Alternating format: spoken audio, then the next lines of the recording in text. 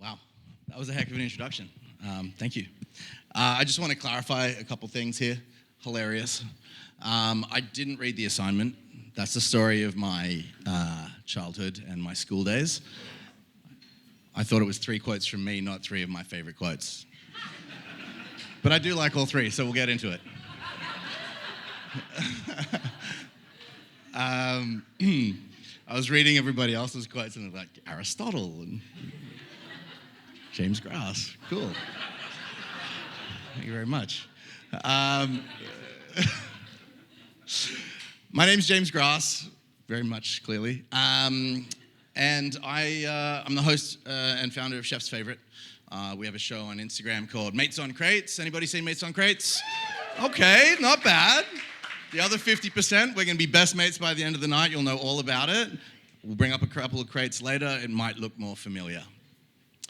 I'm very humbled to be here this evening. Got to spend some time in the back room with our colleagues and the speakers tonight. And well, you go to the show to see the headliner, and I'm glad to be the opener because this is going to be really an incredible night. Let's see here. Okay. I'm a hospitality guy. I worked for the Vancouver Club for 11 years as the Director of Brand Experience and Marketing, and left in 2018 to start my own journey as a hospitality consultant. And the first 3 years was pretty good, specializing in working with private clubs.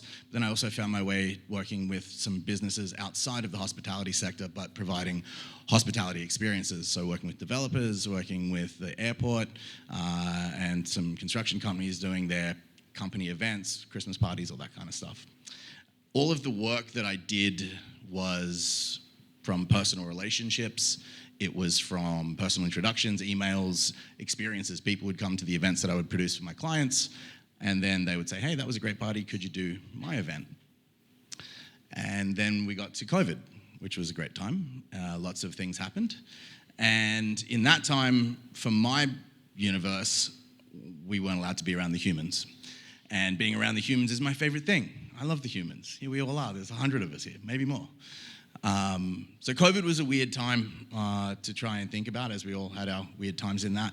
And I spent a lot of time thinking about who and what it was that I wanted the company to be. And I realized that I missed being around people and working as a team.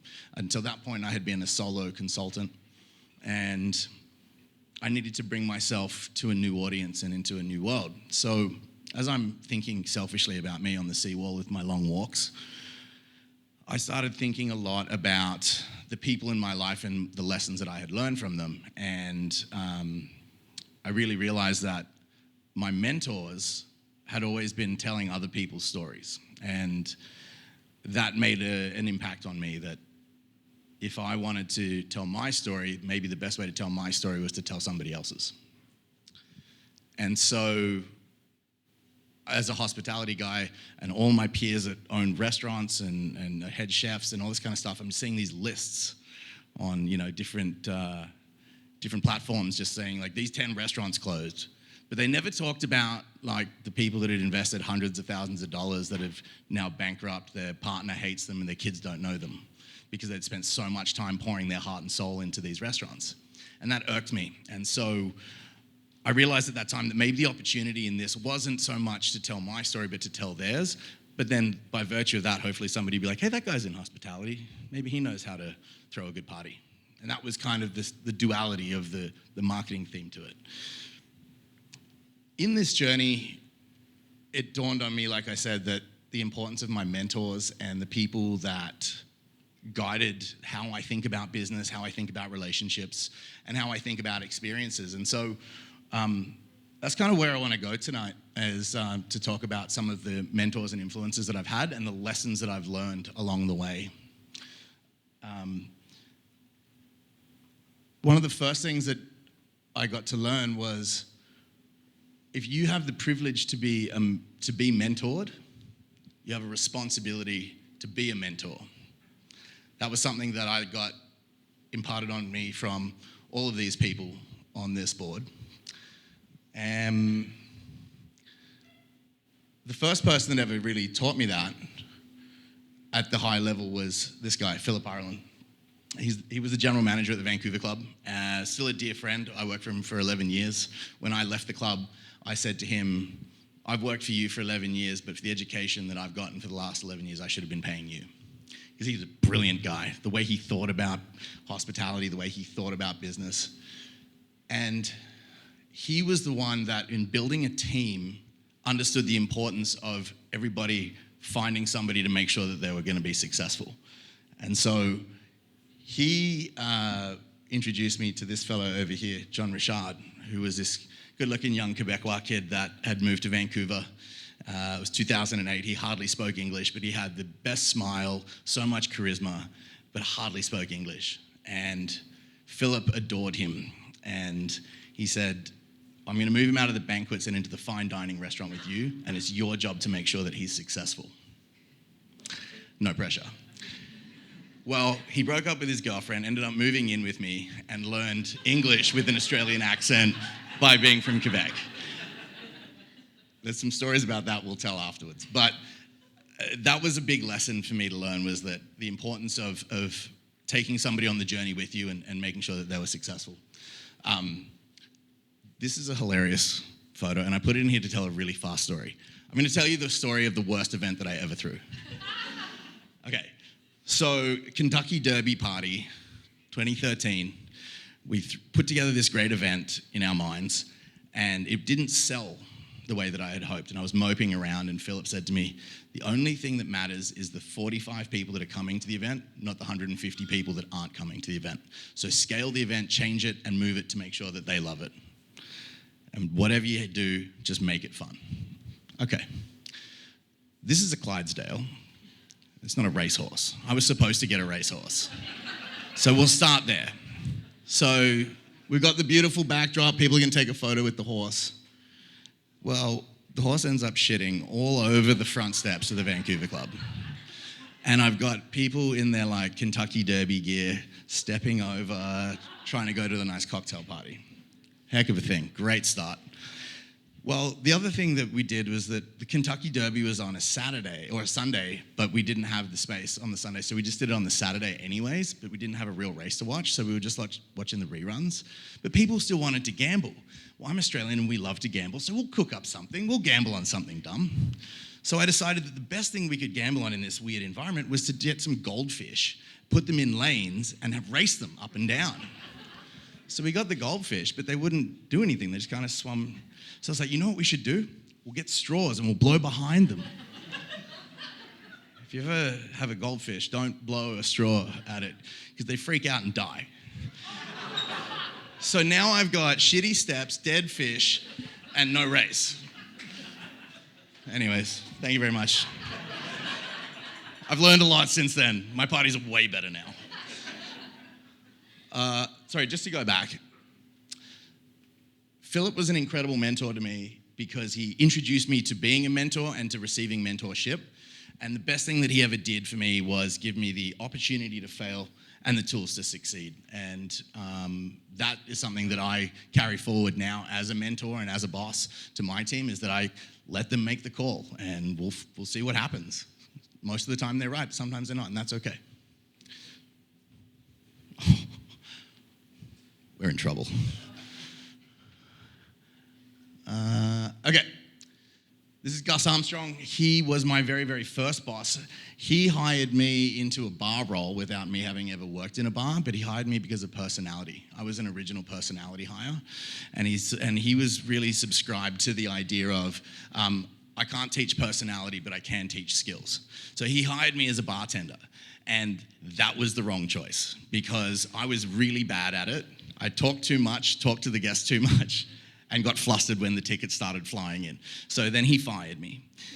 And then he rehired me as the host. And he taught me all about hospitality and how to win moments at tables and how to take people on a journey that they don't even know that they're about to go on.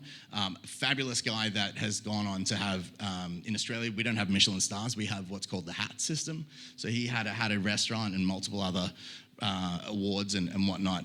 But he was the one that taught me a lot about having this arrogant self-belief that you had the audacity to be successful.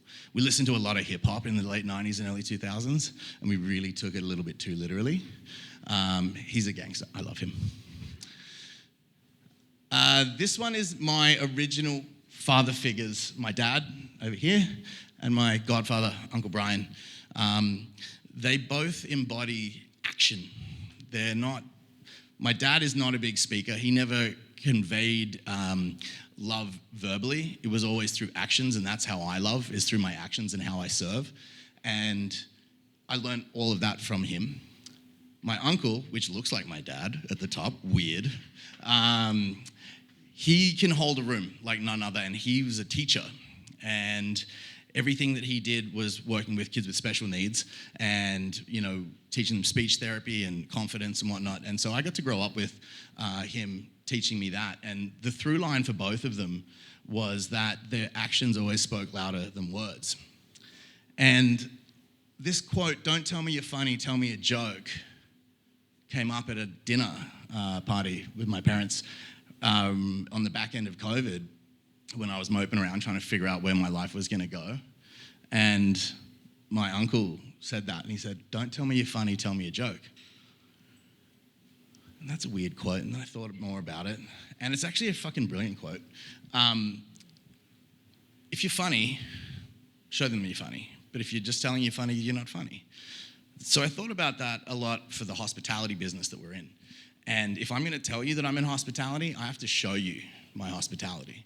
So in showing the hospitality is how we created Chef's Favorite, how we created the digital series, and then everything that we do, we have to do events. We do a lot of events for our private clients, but we have to do public-facing ones. We have to have the opportunity for our people to come and experience our hospitality on our terms. And that quote resonated very strongly with me throughout COVID and is still the basis of what we do with Chef's Favorite. My mum, have you cleaned the toilet? So I think this is where I get my hospitality streak. My mum loves hosting. She went to school here in British Columbia. My mum's Canadian. I'm a dual citizen. So she actually went to BCIT for hospitality, UBC, blah, blah, blah. Anyway, she would host parties, and I was her little sous chef and busboy. And the things that she would always ask me is, have you cleaned the toilet and have you set the table? And that was kind of the repeat mantra that I had. And cleaning the toilet at a hospitality level is the most underappreciated yet highly impactful element of a hospitality experience possible. Whenever I go to a new restaurant, the first thing that I do is I check the washrooms, because it tells me everything I need to know about the operation, right? Is it clean? Do we have toilet paper? It's a big deal. If you ever gone to the toilet without toilet paper, that's no fun. Stress, right? In hospitality, we're trying to remove stress. The washroom experience is very important.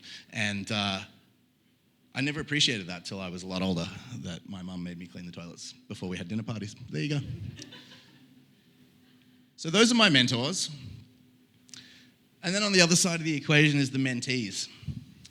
The people that I had the opportunity to watch evolve, identify talent in, encourage them to grow, and has been probably my favorite part of being a boss and learning about business is being a mentor to these people. Two of these people in the room, Kevin and Connor, sitting down here in the front. I've worked with now Kevin for over 10 years, Connor for the last 4, but have known him for the last 10 to 12. And to see their evolution, and every day that they show up, they come to work to build something with me, and that is very humbling, because I don't pay them very much. So it's got to be a good work environment. And so what we do is we ideate together, we brainstorm, and then I'll say, okay, let's go get it. And I'll leave them alone. And they'll go out and they'll make their mistakes, they'll solve their mistakes. They'll come back and they'll bring the wins back. It's a very important part of being a mentor to be a mentee is to become a mentor. How much over time am I, like 45 minutes? Okay, this one really quickly. Megan was on the mentee list, but she's also on the mentor list. She came up with me at the Vancouver Club over 11 years. She started 2 weeks before me, so technically she was my boss. She's from New Zealand, and I'm an Aussie, so if anybody knows that fractional dynamic, it's pretty good. We got to go on a parallel path together, and she was from a background of fine dining banquets worlds, and my hospitality acumen was more on the smash house, fast hospitality, and we got thrown into running a fine dining restaurant together. Neither of us had done that before. I hadn't even dined at a fine dining restaurant when we started doing that.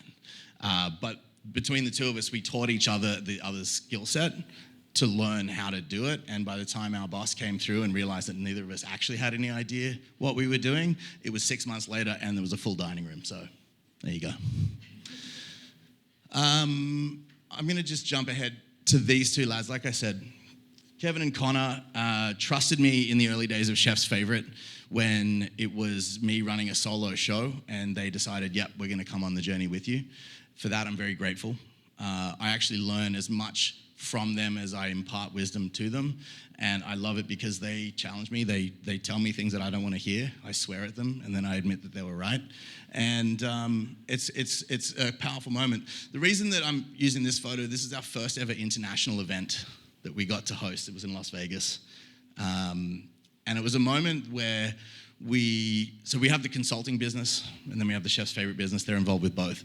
This was a big party for a tech conference that we did, and this was a moment where we looked at each other and were like, holy shit, we made it to Las Vegas. Not bad. Thank you both for everything that you teach me, and thank you for keeping me honest. And then my best mate, my wife, who's my business partner and has been a mentor, a mentee, she's everything. Kelly is the one that actually makes the videos. So I'm showing up on your platform multiple times a week. That's her and her team running that. When we first started dating, she said, we should open a business together. I said, oh yeah, how you figure that? She's like, yeah, we'd work great together. I go, okay, who'd be the boss? She goes, well, I would be, of course. I said, no, that's not gonna fucking work. That's not gonna work, because I'm gonna be the boss. COVID brought us together, and Kelly's a very successful businesswoman in her own right, fabulous marketing professional, and I had all of these ideas about hospitality and this show, Chef's Favorite, that I wanted to do. And she was the one that suggested getting it. We started as a long form on YouTube, 25-minute episodes, beautifully produced, cost a whack of dough, nobody watched it, it was great. She was the one that suggested, you gotta make it 2 minutes. Condense 25 into 2 minutes, and that's where we came up with Mates on Crates. And at that point, we both knew that the journey that we wanted to go on together, we both knew our roles, and we both knew how to support each other. She will tell me things about business that didn't even occur to me that are so freaking obvious that it blows my mind that I get to have you involved with this every day. An incredible mentor, a great friend, a beautiful wife. I love you. That's us on our wedding day. Pretty fun.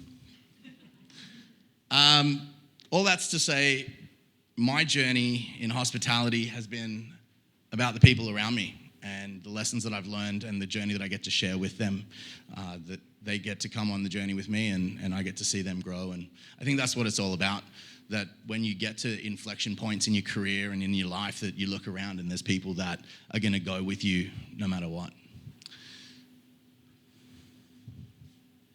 Thank you very much.